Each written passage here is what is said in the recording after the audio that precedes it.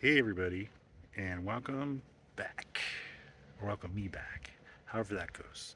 It's been a while since I did a video, and I just been dealing with life and all the fun things that comes of that. Um, but you're probably wondering, Mike, why are you wearing a hat and looking like I'm floating above the ground? Well, because I'm about to get on my roof and I'm about to fix my pool solar panels that broke over the winter during our storms, also known as atmospheric rivers. We got one after the next, and it just pretty much caused havoc for a lot of the area.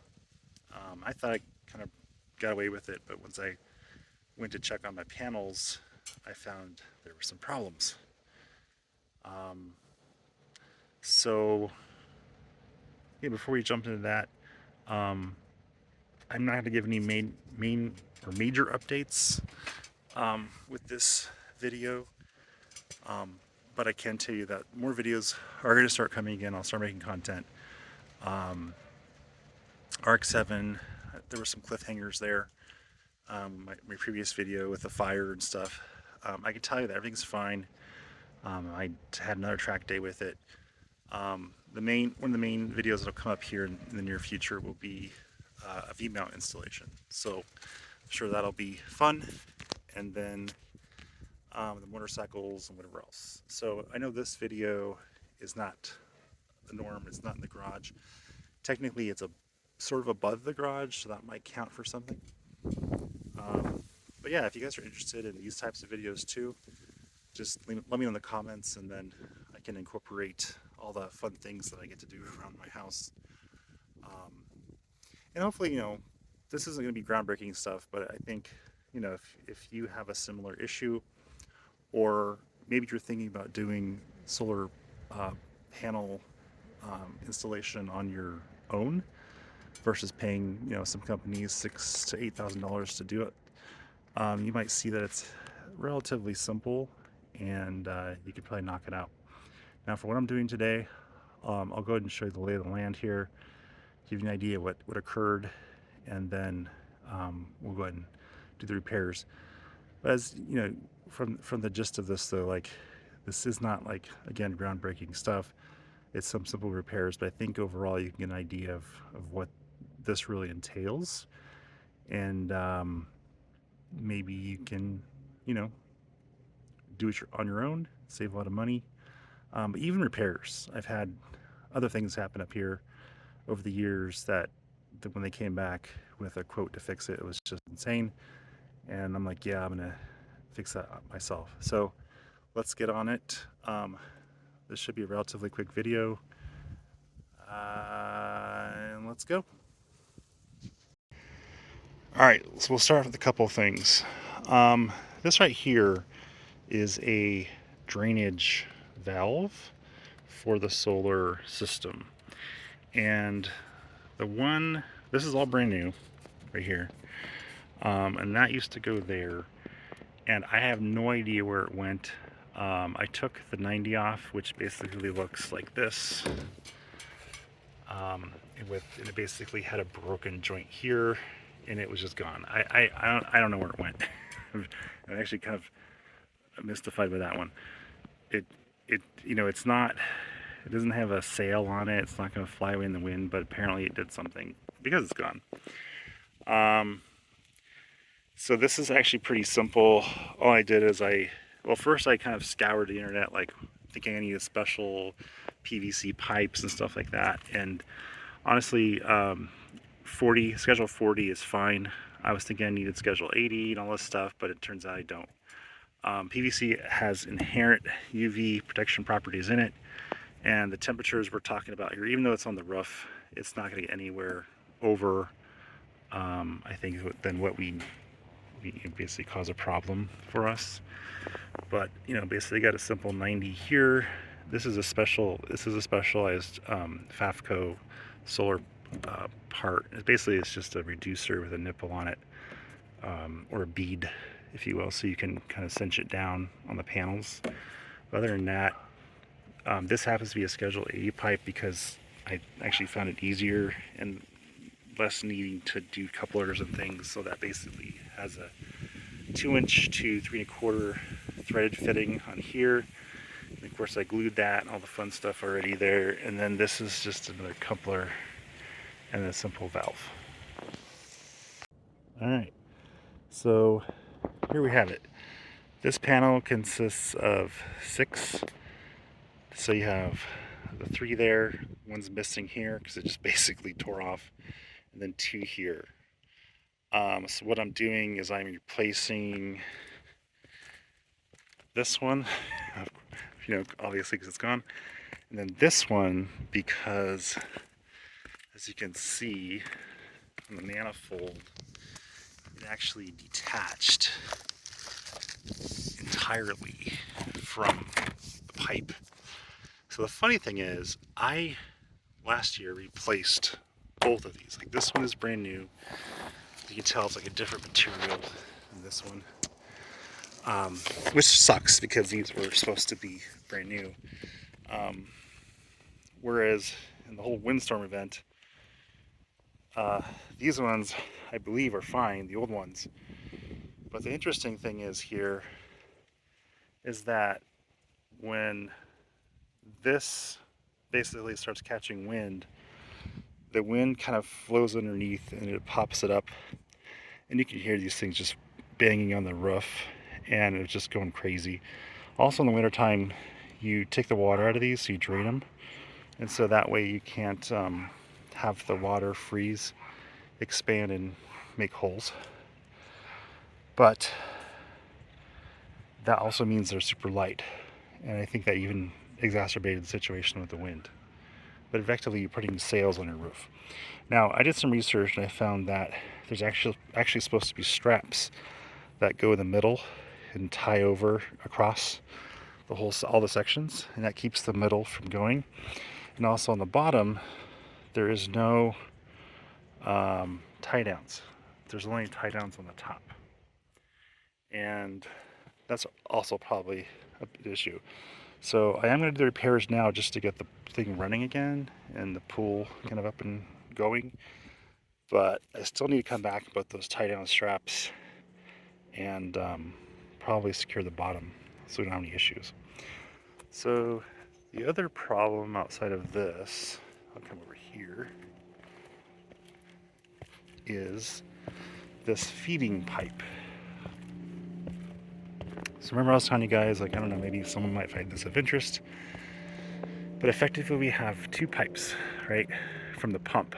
So one comes up and feeds the water into the mats or the panels, and then basically goes back down. So it's a loop, right? So it comes up, think of it as like a reverse radiator. We're coming in here, we're hitting the light, the sun, the water's heating up, and then it's going back to the pool. The other thing I found was interesting was the way this comes in. So you think it comes up, goes to the top, comes down, then goes back and returns, but actually it's the opposite. It comes through the pipe, the bottom pipe here on the right, goes down, and then pushes the water up. So the pump basically has to do a lot of work to push the water up, and then come back to the top of the manifolds, and then come back down. So I think part of that is it takes longer for the water to basically do that process. So the longer the water's in these little pipes here, and then maybe it heats it up better. I don't know, I'm just theorizing that's what it is. But anyway, the other big issue we have is this. So I thought we were good just being able to change out the panels, but yeah, that's not fun. So I have some other pieces of pipe that I bought and fittings, and basically we're just going to take this out, swap it out, and versus replacing this whole entire rung, which if I did that, then I'd have to replace this 90, and then of course get another FAFCO fitting. So you can actually see there what I was talking about, it fits on the pipes there. So I'll basically gonna fix that with the 2 panels in, fix this, and we should be set.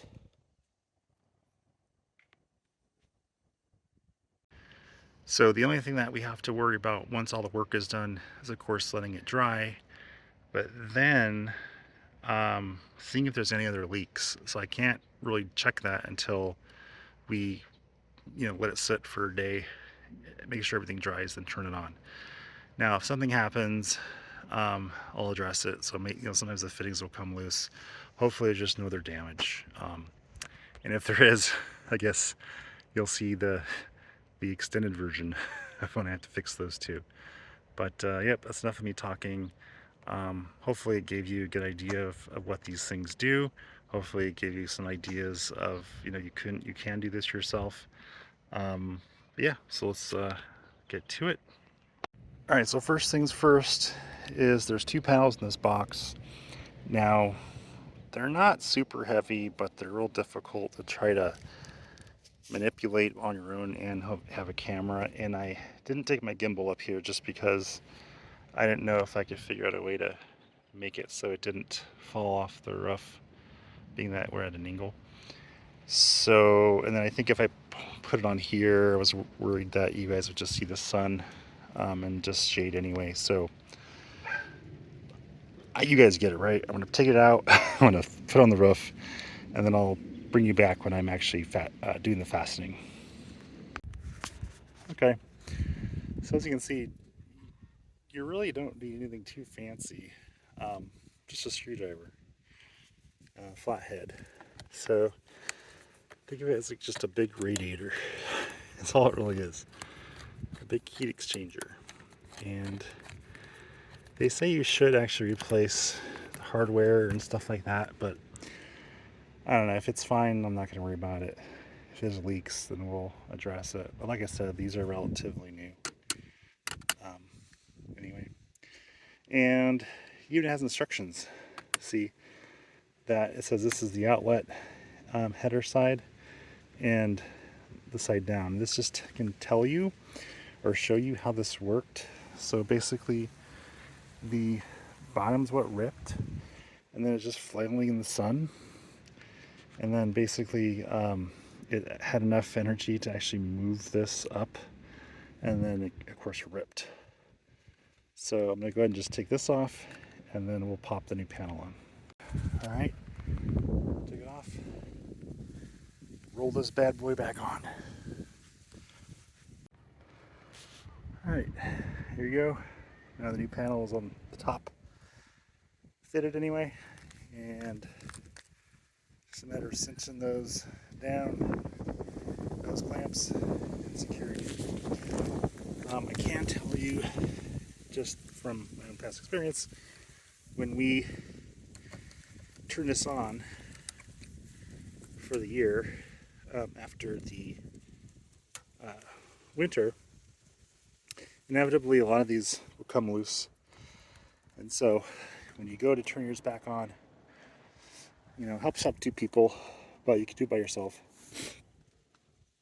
But turn it on, and then, if you're up here, you'd see the leaks, and then just hit your fastener to stop the leak. That's usually all it takes. And sometimes you will have the actual individual sails that will leak or have like a hole, and that could happen from something landed on the roof or whatever, stress. Maybe you did have expansion in one of the sails with water. But they make kits where you basically can cut out a little section and then you plug it, and then that's it. And I think a couple of these is the world with plugs, but when you end up plugging like a whole bunch, then you basically lost your efficiency, and it's time to buy a new panel, because then you're really not doing anything. It's just taking up space. Anyway, that's how it's done. I'll go ahead and just finish the installation of the panels, and then we'll move on to the rest. Okay, here you have it. Both panels now installed. Just like almost nothing ever happened. Now, this thing, guys, literally took me, 10 minutes, right, to install these panels. I could just imagine how much it would cost if I called up our local solar supply company or installation company. I don't remember if I said this or not, but I did not pay to have these installed. These came when I bought the house, and they came not installed correctly with the straps. So yeah, I do blame them. But it's been such a long time since they've done it that they'll probably pretend like they don't know what I'm talking about or blame someone else. But yeah, this is something you guys can take a look at and just make sure if you have something similar that you do have the straps. And if you guys want like an update or something, let me know in the comments that I can show you that video too of how I ended up securing everything. All right, so next thing is fixing that downspout. That's effectively, if I can zoom right, that's where that's going to go. And then that's our broken pipe we have to fix. All right, to save time, basically, I did everything, all this, the primering and gluing and everything, and fitting down in my garage. And then that way, when I come up here to install this, all I have to do is really just throw it in there, tighten that, tighten up the fitting, and this is good to go. And then so basically, at the end of the summer, you shut down your main inlets for the pump to push the water up here. Turn those off basically, and then you come down here and you open up that valve, and the water all just comes out. And the idea is that since the water's gone, nothing's left to freeze and to break your precious solar panels. So let me just tighten this and then we'll move on to the next one. Okay, that's that. It's all attached, tightened up. Valves at the end, water just runs off into the drain there. And that's it.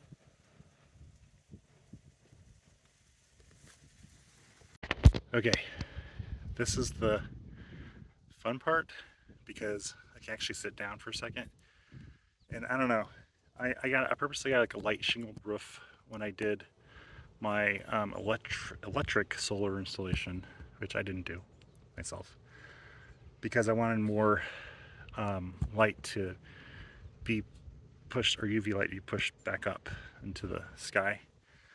Honestly, I don't know why most roofs aren't white or just, a light color.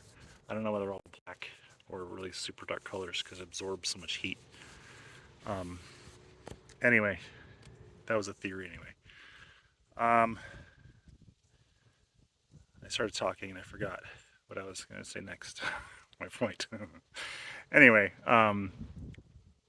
yeah, the fun part. So this is the fun part because I can just sit down and I kind of just show you guys a little bit and stuff I've learned. So let's just show you what I'm gonna do, and then we'll go. Okay, so again, this is the broken pipe, right? So what you could do is cut it here, put a coupler, attach a new 90, and then a whole new thing down there like I was showing you guys before. What I'm gonna do is I have this. I have a runaway pipe. I have this 90, which will go here. Okay. I have a coupler, which will go here.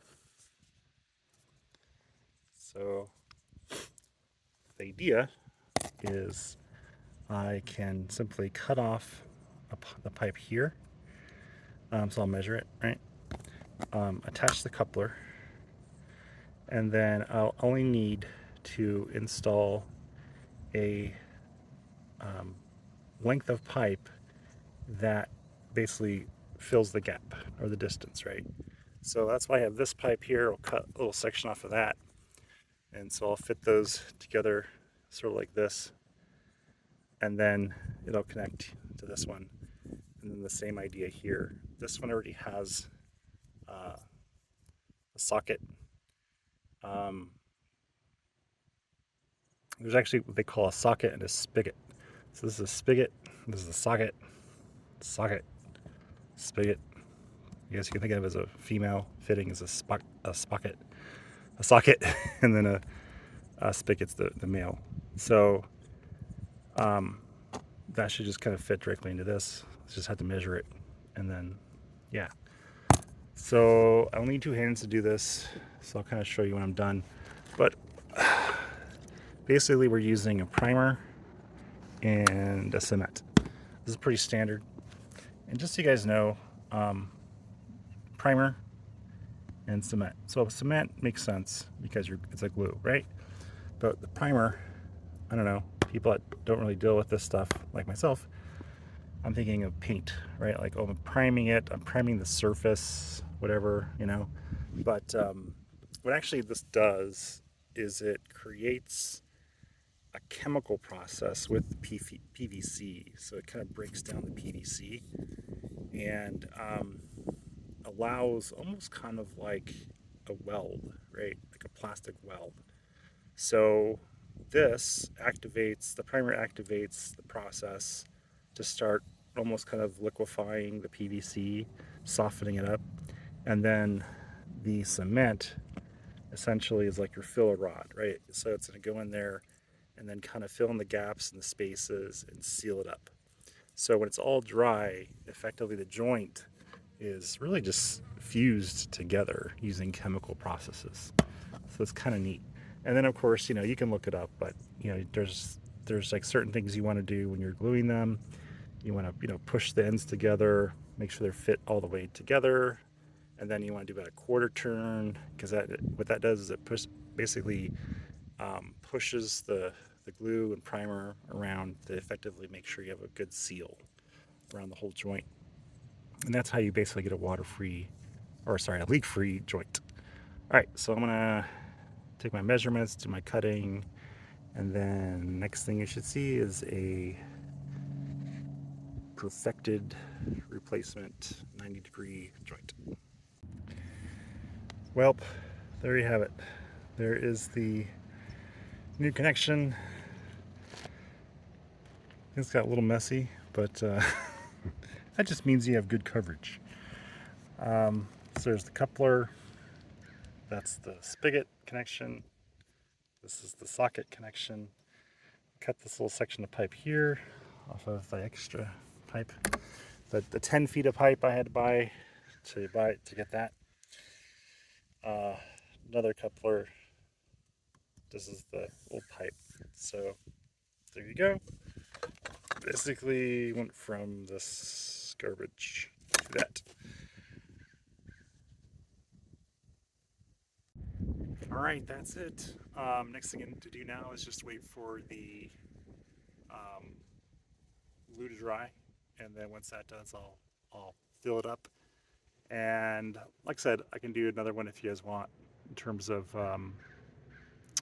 you know, I guess the retrofitting, if you will, and just getting stuff to be fastened. And then yeah, so thanks for watching. Again, if this other stuff interests you, let me know, because I definitely have other projects. My brother is actually doing his own solar right now, and I wanted to record that and just, you know, make a video of that too. So let me know if you're interested, and hope you guys are good, and we'll see you next time. And next video probably is going to be ARC 7 update with the V mount. Talk to you later. Bye.